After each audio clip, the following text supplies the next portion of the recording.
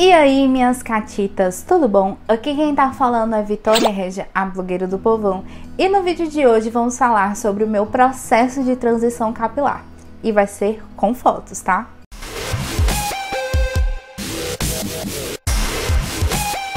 Quero dizer que esse é um vídeo muito especial, eu tô bem nervosa, mas ao mesmo tempo muito feliz de falar sobre esse assunto. Porque transição capilar foi uma coisa que mudou completamente a minha vida. Eu não sei explicar o quanto foi um processo transformador e de autodescoberta muito grande para mim. Dia 27 de janeiro, o Facebook me deu uma lembrança muito linda, que foi a primeira foto que eu publiquei quando eu resolvi assumir o meu cabelo. E na hora que eu vi essa foto, me deu um estalo. Eu disse assim, rapaz, eu vou falar sobre transição capilar e vou mostrar minhas fotos para vocês verem todo esse processo. Porque eu já tinha falado sobre por que eu alisei o meu cabelo, como foi esse processo, em um vídeo aqui no canal. Eu vou deixar o card aqui em cima, caso você queira ver lá. Mas é um vídeo que mexe muito comigo. Aqui eu talvez acredite que vai mexer também da mesma forma, porque é um assunto delicado pra mim, mas eu quero que esse vídeo possa inspirar você que esteja passando pela transição ou que deseja passar pelo processo da transição capilar. Então, pra gente começar, eu trouxe essa fotinha minha aqui, ó, bem criança, como diz minha mãe, porque minha menina não era danada não, eu era além. O que eu sou aqui hoje não é nem metade do que eu era quando eu era criança. Coitada da minha mãe, a pobre ralava pra cuidar de mim, viu, porque eu era danada. E o meu cabelo sempre foi bem cacheadinho, tipo Maísa, sabe? Só que o cacho da Maísa era bem grosso e o meu já era um cacho mais fino. E meu cabelo sempre foi bem fininho. E tipo, quando eu era criança, a minha mãe cuidava do meu cabelo. Então eu não vivi essa fase, quando eu era criança, de ter que cuidar do cabelo. Então eu não sentia tanta raiva, assim. Porque na verdade, eu sentia algo, mas não era ódio do meu cabelo, sabe? Eu queria ter uma partinha, teve até uma época que eu cortei o meu cabelo escondido da minha mãe. Eu queria muito ter uma franja, né? Que na época eu falava partinha. E aí eu peguei a tesoura, cortei o meu cabelo sozinha, fiz assim, cortei o meu cabelo e ficou um buraco aqui na minha cabeça. E foi assim uma coisa terrível, porque minha mãe encontrou os cabelos depois, eu levei uma baita de uma surra da minha mãe. E eu ainda fui convidada para fazer umas fotos da Abafilme, um book. Então assim, eu estava sem cabelo aqui em cima, ainda me chamaram para fazer um book de graça na Abafilme. Então assim, minha mãe doidou do juízo. Mas fui, fiz o book. Inclusive eu vou postar algumas fotos aqui do book para vocês verem. Todas as fotos, meu cabelo tava presinho, com presilha, ou eu tava com tiara, boina, pra esconder os buracos que tava aqui na minha cabeça, porque eu cortei o cabelo sozinha. O complexo que eu tinha quando eu era criança era mais de representatividade. Eu falei no outro vídeo, e vou falar aqui nesse, porque talvez você não vá ver o outro, mas eu queria ser branca. Eu chorava, eu gritava, eu esperneava, porque eu queria ser branca. Eu pegava pasta d'água, passava no meu corpo, e eu queria ser loira, branca e do olho azul. Eu até falei no outro vídeo, eu realmente queria ser a Barbie, porque era a única coisa que eu via palpável. As pessoas que eu viam era daquele jeito, na televisão, nas revistas, nos desenhos. Então eu queria ser aquilo, porque quando eu falo de representatividade, gente, eu lembro disso, porque representatividade importa muito. Porque eu só lembro desse episódio da minha vida. E aí eu lembro que a minha avó, ela foi na minha médica, que eu sempre tive muita alergia. Ela foi na minha médica, perguntou se eu podia pintar o cabelo de louro e eu não podia pintar. Eu chorei, eu me desesperei. Foi um momento muito difícil pra mim. Mesmo eu não entendendo o que estava acontecendo, eu sentia tudo aquilo. Eu, uma criança, obviamente, racismo, gente, era a última coisa que eu pensava nessa vida. Eu vim conhecer sobre, entender e pesquisar e estudar sobre racismo, sobre preconceito, quando eu passei pelo processo da transição capilar. Foi durante o processo da transição capilar que eu me entendi como uma mulher negra. Porque até então eu não entendia quem eu era nessa sociedade, que é uma sociedade tão misturada. Eu não entendia o meu lugar. Eu não me via em nenhum espaço. E aí tudo mudou no ensino fundamental. Fui estudar em um colégio, que eu era bolsista nessa escola. Tinha que ter as melhores notas para poder se manter nesse colégio. E eu vivi o preconceito de perto. Quando eu era criança, eu sentia que tinha uma coisa errada, que era a questão da representatividade que eu não tinha nos espaços que eu frequentava. Não é que a minha família não era representatividade para mim, mas eu assistia um desenho, eu não tinha representatividade. Os meus brinquedos não era representatividade. As princesas da Disney não era representatividade.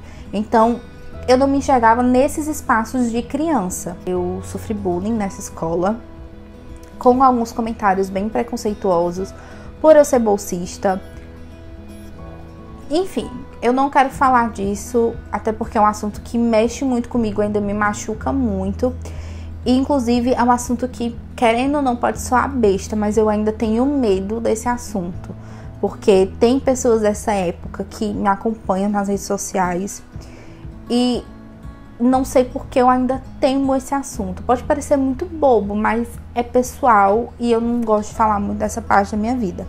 Mas eu passei por muitas coisas e foi o que me fez querer alisar o meu cabelo.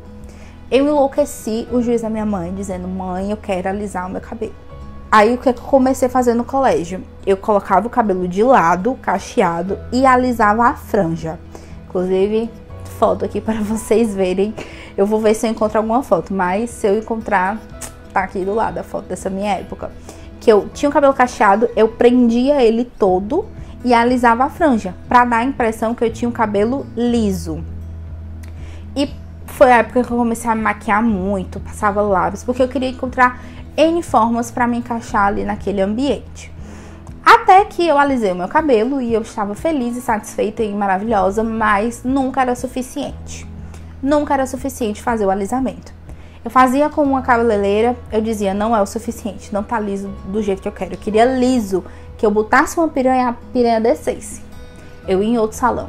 E aí, nessas idas e vindas, tacaram muito formol no meu cabelo. E eu terminei de estragar, porque eu fazia chapinha todo santo dia. Eu não ia ali na esquina, na bodega, comprar um bombom sem passar chapinha. Então eu fazia chapinha todos os dias da minha vida. Eu tinha pavor de chuva, eu tinha pavor de praia, porque fora o cabelo, o meu corpo era outra coisa que me fazia ter pavor de praia. Então foi uma coisa assim muito delicada. Até que um dia eu olhei pro meu cabelo, ele estava acabado, estragado, cheio de buraco, fino, horrível. Meu cabelo estava horrível, horrível. Nada saudável. Gente, era assim uma situação terrível. Eu tenho algumas fotos do quanto meu cabelo estava ralo. Aí o que eu fiz para melhorar isso? Eu comprei um aplique, na época era um aplique tic-tac. Comecei a usar esse aplique para disfarçar esse nada que eu tinha de cabelo. Só que o aplique, gente, não fazia o cabelo crescer saudável. Usei Monovinhar, aquele shampoo bomba que todo mundo faz na internet, e foi o que terminou de destruir o meu cabelo. Até que eu disse: não dá mais para fazer alisamento. Foi quando eu parei com os alisamentos e fui tentando descobrir meu cabelo. No começo foi muito difícil, muito difícil. Eu tinha muito medo de me mostrar sem chapinha para as pessoas. Era um dilema muito forte. Na época, graças a Deus, o Bernardo, que é meu namorado, e a minha mãe me apoiou muito, muito, muito. Eles iam lá, compravam cremes cacheados para cabelo cacheado e me davam: olha, testa esse, vamos tentar com esse daqui, você tá linda. E foram as pessoas que mais me apoiaram nesse momento. Eu também criei essa coragem porque uma amiga minha, muito próxima, que é a Brena, que eu agradeço ela até hoje, ela tinha passado pela transição e eu via como ela tava. E aí foi outra coisa que me deu mais força ainda para assumir o meu cabelo. E foi esse processo indo e indo. Até que eu passei um ano sem alisamento, mas eu ainda fazia a chapinha no cabelo, né? Porque tava crescendo e tal. Só que quando deu um ano, deu parar com os alisamentos, mas fazendo chapinha, eu já tava mais ou menos com isso daqui de cacheado e isso daqui de liso. E aí eu optei por começar a finalizar com alguns cremes mais pesados.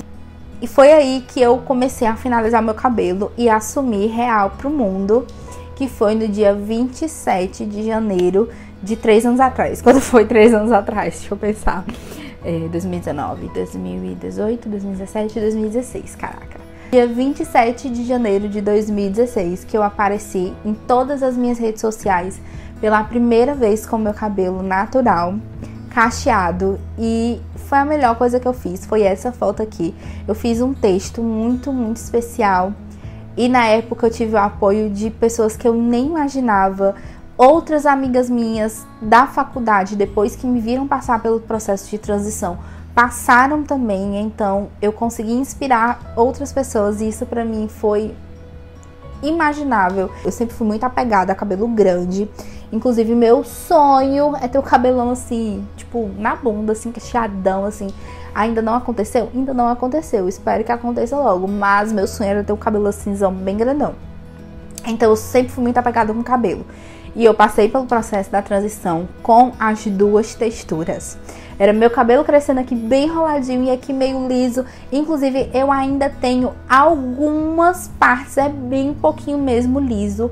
Mas hoje em dia eu consigo finalizar bem.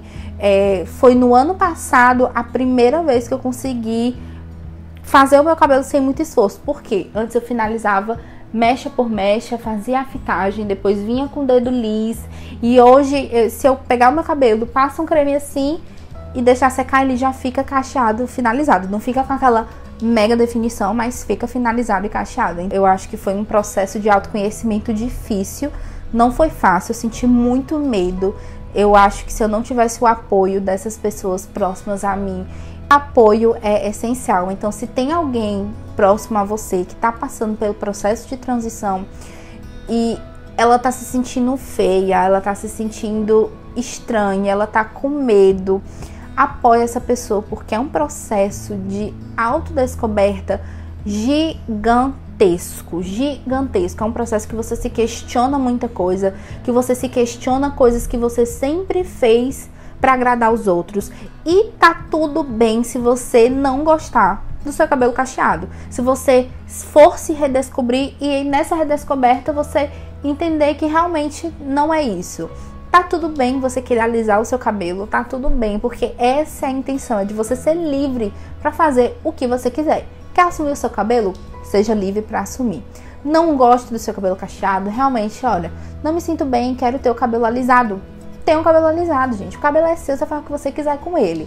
Então é realmente essa rede de apoio que a gente tem que criar umas com as outras pra gente se apoiando. E também homens, que eu conheço vários homens que passaram pelo processo da transição e hoje tem cabelos lindíssimos, porque o nosso cabelo é lindo, independente se é cacheado, ondulado, crespo, 4B, 6B, 7B, essas nomenclaturas todas aí. Se você tá passando agora pela transição, tenha um pouquinho de paciência. Eu sei que é muito difícil mesmo, mas é um processo que eu digo que vale a pena você passar, porque você entende muita coisa sobre si mesmo. Eu acho que o autoconhecimento é tão grande que equivale a tudo que você vai viver durante esse processo de descoberta. Vai ter dia que você vai ficar muito puta e vai querer tacar o alisante do seu cabelo? Vai ter dia que isso vai acontecer.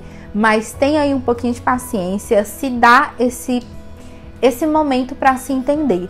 Se não rolar, volta aí pro cabelo que você quer, alisado, da cor que você quiser, do jeito que você quiser. Mas tenta se esforçar mais um pouquinho para chegar no objetivo, e aí quando chegar no objetivo você vai entender se é realmente isso que você quer ou não.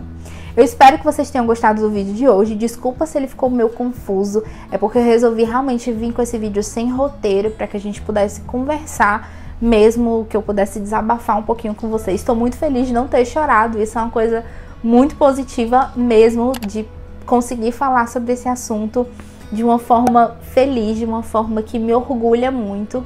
Então eu espero que vocês tenham gostado desse vídeo. Se você está passando pelo processo da transição, comenta aqui embaixo. Se você tem uma amiga ou um amigo que está passando, manda esse vídeo para ela, que eu acho que eles vão ficar muito felizes em conferir que tudo tem o seu tempo e que vai dar tudo certo.